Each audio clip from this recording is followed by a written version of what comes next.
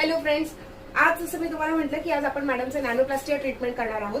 पण ती नॅनोप्लास्टिया ट्रीटमेंट का करायची असते, कुठले प्रोडक्ट आपण यूज करणार आहोत आणि ती कशी करायची असते याचं कम्प्लिटली ट्रेनिंग मी आज तुम्हाला सगळ्यांना देणार आहे.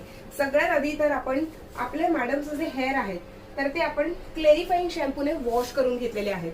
बघू शकता तुम्ही इथे क्रिस्टल ट्री कंपनीचे नॅनोप्लास्टिया ट्रीटमेंट आज आपण इथे त्यांची करणार आहोत. त्याचा रिझल्ट अतिशय अमेझिंग असतो because this is completely organic product and this is made in India. Yes, made in इंडियाचे हे प्रोडक्ट आहेत आणि त्याच्यामुळे त्याचा रिझल्ट सुद्धा अतिशय छान आहेत.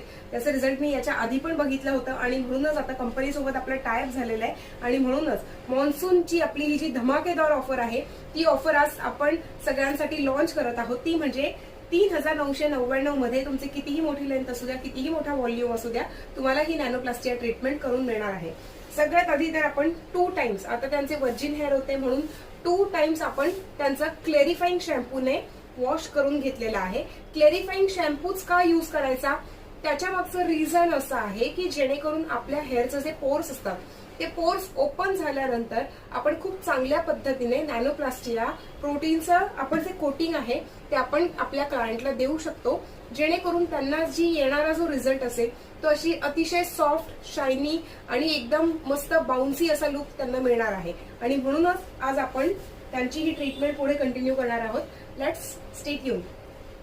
आता मी जसं आधी सांगितलं होतं, ही क्रीम कम्प्लिटली आपण इमल्सिफाय करून घ्यायची आणि त्यानंतर आपण हेअरवरती ऍप्लिकेशन करायचं आहे.